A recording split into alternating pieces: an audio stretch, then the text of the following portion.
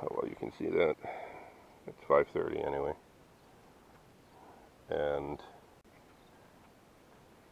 as you can see by the whiteness of the grass, there's just a bit of a frost. It's the 19th of June.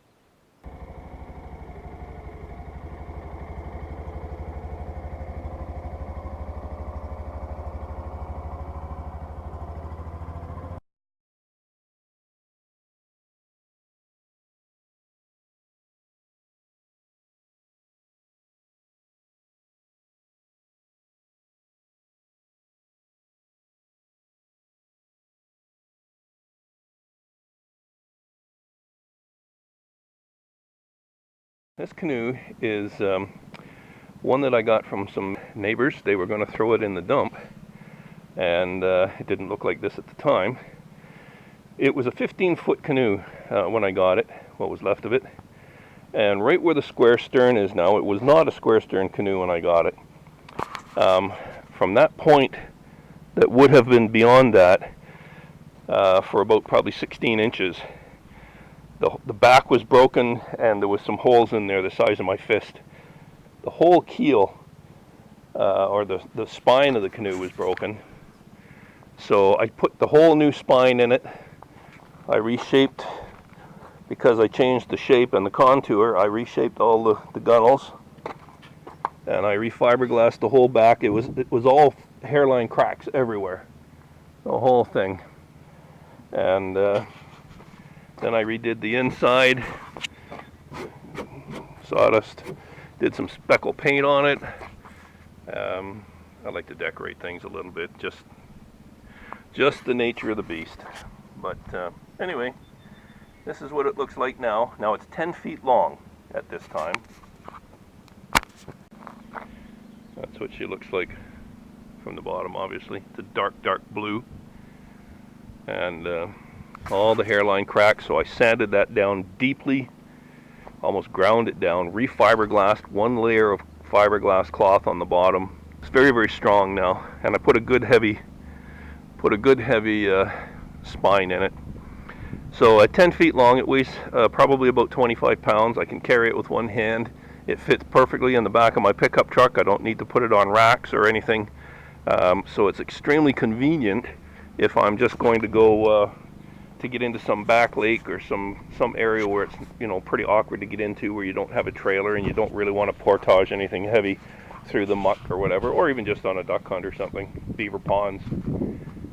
So that's that part. Before we go on to the boat here, I just want to take a moment and say there's another channel that I enjoy watching very much. It's put out by a gentleman named Tom, and Tom's channel is in the state of Maine in the US, and it's a very good channel. It has a lot of real good stuff on it, and it just so happens by coincidence that Tom is doing a boat build at the same time I'm doing this one. So kind of interesting to see the different take on the different boats from two people who also like to do things, do it yourself. I'm sure you'll be pleased and enjoy some of the things that you see there. So let's move on to the boat here. So the boat itself is finished and running, but the seats aren't in it yet and so on. I'm going to have to decide what I want to do with that. But let's have a look and see what we got. What I wanted to do is paint it camel, but I didn't want just that splotchy camel that you get on clothing and so on. So I've painted bulrushes and aquatic weeds, got out my basic paints, airbrushes, and put in all kinds of weeds. And the entire boat is done that way, except for the inside. And then underneath, I've done the same thing on the whole thing, but I put a bit more blue down in here because of the water area or whatever. And then as for the trailer, this is an extremely old trailer with a transverse leaf spring, and that was a train wreck, this thing. An older 25 horse Johnson that I've been working on. Needs a little bit more adjustment on the carburetor, but other than that it's pretty good. It's not in bad shape now. I took the carburetor apart, rebuilt that, cleaned it up a little bit. I did have it running. I have one of those little connector units that you put on your hose and hitch it up to the air intake or the water intake on the bottom of the motor. So I have had it running here in the driveway, but I'm itching to get it out and actually get it in the water. It's hard to be patient, especially when I've had this thing, as I was saying, probably over a year now. So the boat's ready, the motor's ready. Got my fingers crossed.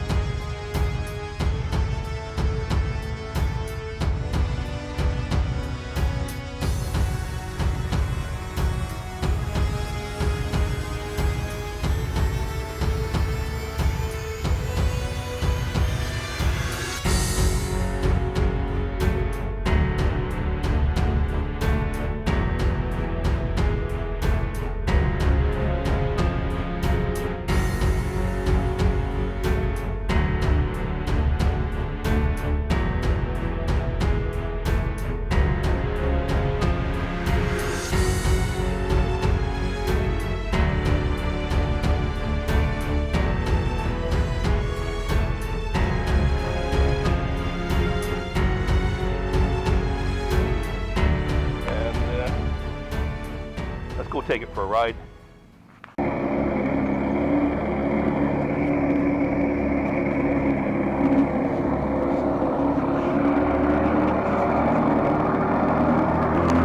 This river that we're on here would eventually connect us up with the Missinabie, and the Missinabie would take us right up to James Bay at Moose Factory, Moose and E. We couldn't do it with this boat because there'd be some portages in between with some rapids. Certainly a canoe would.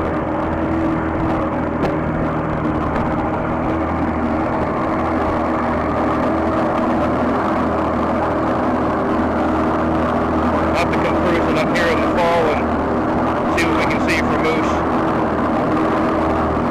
So this is our maiden voyage. The great unveiling, unwrapping, whatever. I didn't show you the launching sequence because it wasn't pretty.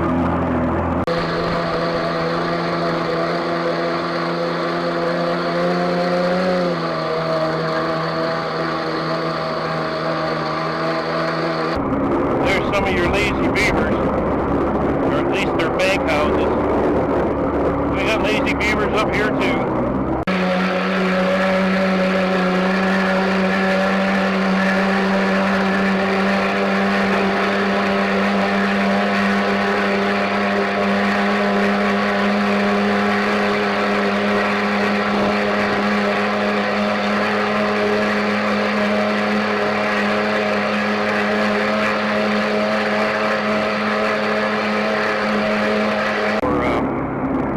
Probably about 40 minutes.